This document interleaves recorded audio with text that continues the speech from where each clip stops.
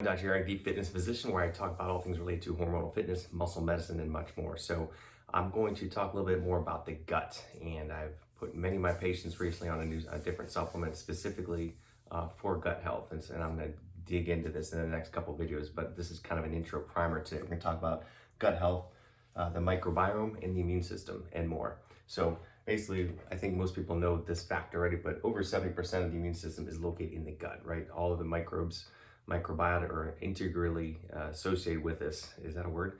So very important for this. But the gall to the gastric, the GI, or the different thing, the gastric associated lymphoid tissue or gut associated lymphoid tissue is different names for it. But basically, that's where most of this resides. And basically, multiple immune systems and cells that reside in the gut, in the cells, and they're produced by the gut as well, and also produced has to do with the microbiome as well. So basically, the gall, what does it do? It basically has many important functions, but one of the things that initiates an immune response, and it's also associated with pathogen recognition, right? So of course, when we eat our foods, our microbiota are very important in this. So as we get foods in our body or different bacteria in our gut, it recognizes this, right? So that's what the gall does. It recognizes, and of course, it's supposed to function optimally, right? It's supposed to recognize the good versus the bad. So if we have good bacteria in our gut, it's supposed to recognize that and let it do its thing. If we have bad bacteria, it's supposed to initiate an immune response to get that and get rid of those bad bacteria. So for example, if you're taking proton pump inhibitors or eating a terrible diet or whatever, you have a bacteria in your mouth, and normally supposed to be dissolved by stomach acid or fluor, but they're not because of you're just not making enough acid, or you're taking PPIs, etc. They're going to get down into the gut, and then they're going to sit there and going to cause problems, and therefore then you're going to have an immune reaction because it's not supposed to be there. Same thing with certain foods, right?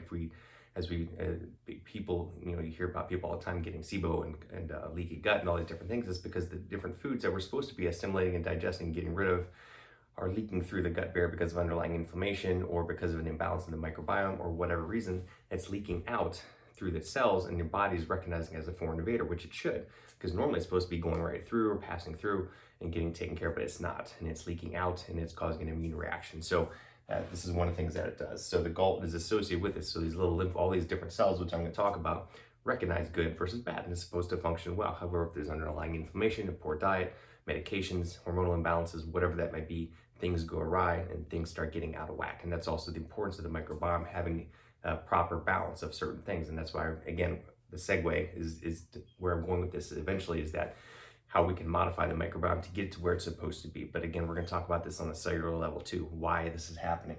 So the gall, again, initiates a proper immune response, pathogen recognition, and immune tolerance to normal flora, which is what I was talking about. It's supposed to recognize the good bacteria and the good foods and fight the ones that are not supposed to be there.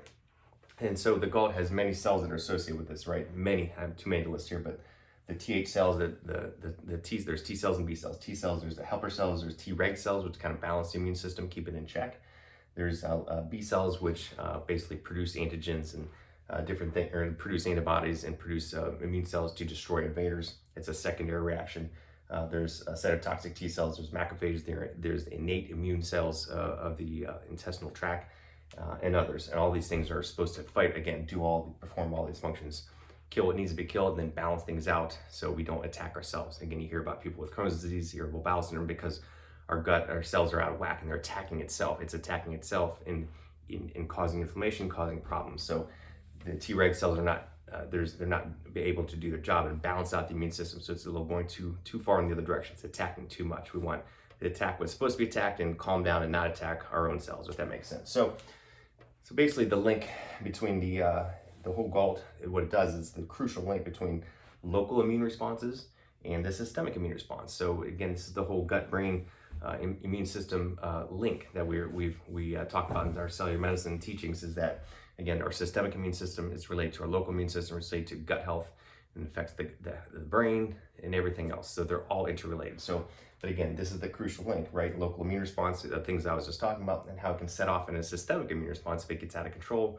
Or again, these pathogens, these little antigens and microbiomes, or the bad bacteria that are not supposed to be there, foods that are causing a reaction, whatever that may be, because of leaky gut or inflammation, it can leak out. And then when you get this inflammatory state or immune reaction that's out of control, not only affects the gut, but it can travel everywhere through your body into the brain. That's why people with autoimmune conditions or leaky gut, SIBO, etc., have brain fog. They're tired, they get skin reactions because this immune response, this inflammatory response is getting everywhere. It's out of control. So this is the link. So the bottom line, and also in terms of where we're going to talk about treatment, is the microbiome basically influences the development of the gut, right? So by the bacteria, the type of bacteria in our gut, this can influence the gut. It can balance out all these cells. That's why so much importance is on the gut and the microbiome.